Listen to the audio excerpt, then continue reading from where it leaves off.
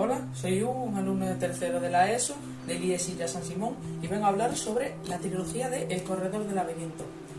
Bueno, estos libros en concreto están escritos por la edición nocturna y por el autor James Dashner.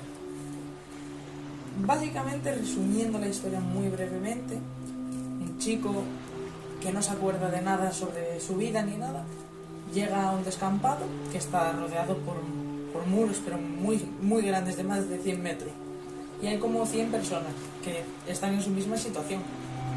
Los más experimentados, que ya llevan allí mucho tiempo, intentan explicarle por qué están allí, de qué trata todo, los roles que desempeñan, y bueno, él tiene allí unos cuantos problemas, al final los arregla y acaba convirtiéndose en el rol de El Corredor.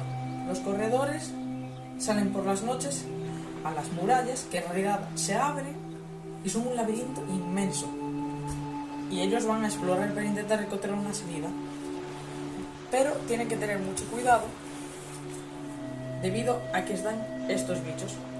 Es como un tipo de araña robot que tiene aquí atrás un aguijón que, si te pica, te convierte como en un medio zombie y te vuelves loco, y los que están en el descampado te acaban desterrando y te acaban matando los laceradores, que se llaman así, por cierto.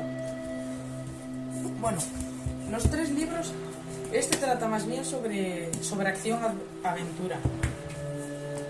Este es la segunda parte, y este ya es bastante distinta a la historia del primero, y es más bien terror, por el tema de que los enemigos ahí ya no son laceradores, sino que son zombies.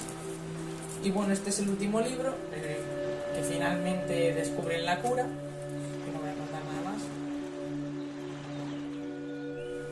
Y bueno, yo recomiendo leer muchísimo esta saga. Cada libro tiene aproximadamente unas 400 páginas, o sea que es una saga bastante extensa. Y bueno, es una saga muy entretenida, sinceramente. Yo no suelo leer mucho, pero esta saga me la he leído entera. Y bueno, hasta aquí mi exposición sobre esta trilogía.